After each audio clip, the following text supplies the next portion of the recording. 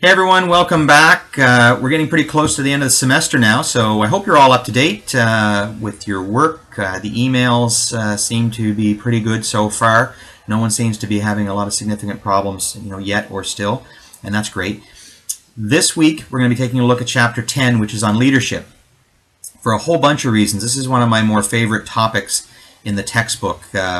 As you're reading through it, one of the things you'll find, of course, as with any textbook, it goes through a whole lot of the theories around leadership, starting off sort of with initial work, which really now is just more historical and not given a whole lot of credence, right up to some of the more recent theories that try to explain what leadership is.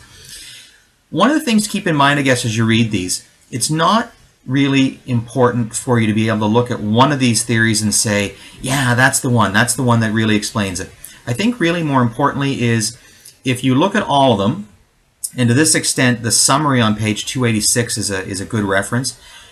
Look at all of them and what aspects or what elements can you take out of one here and another there and sort of put them together and say, when I look at these things and combine some elements from the different theories, that really helps me understand what a leader is and what a leader does. That's what you want to get out of this from that part of the textbook, I think.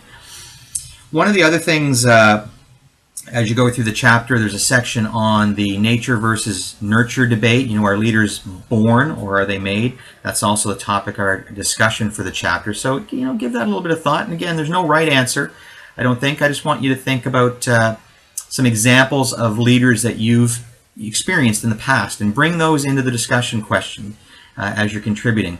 Certainly it's your opinion. Back it up with some theory from the textbook, and even better, as much as you can, if you can draw a reference to a past leader or a current leader that you're involved with somehow, work that maybe is an example.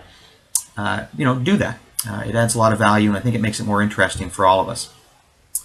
The other piece I think I'd like you to take a look at, of course, as you get to the end of the chapter, it covers two of the more current topics on leadership: gender issues, do men and women lead differently, and cultural issues. And I think you'll find that interesting. Those are two areas that you could go into a lot more detail in terms of doing research and study on. The chapter really just touches the tip of the iceberg on it, so give that some thought. Lastly, and then I'll leave you to get into the chapter, I want you to think about this as well. Your text doesn't really talk about it, but there's a fundamental difference between leaders and supervisors or managers when you think about applying this back to the real world. And just again, as you're going through the chapter, I want you to think about it this way. Managers and supervisors are defined by the company's org chart.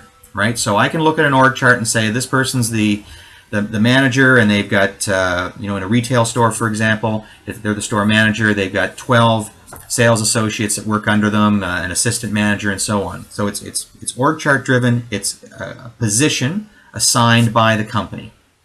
Leaders have nothing to do with the org chart. They can exist at any level, and they're more defined by what they do and the impact that they have on those around them and the organization achieving its results.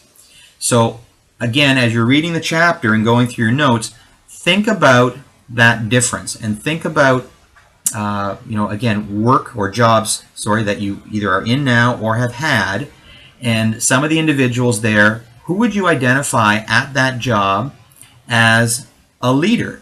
Is it, in fact, the person who holds the org chart title of manager or supervisor, or is it someone totally different, and for what reasons? So give that a little bit of thought. Again, it adds some value. It's not a formal discussion question, although by the time you see this little video clip, I may have added it in as one. But otherwise, if it's not there, just give it some thought. All right, guys, enjoy the week, and we'll talk again soon. Cheers.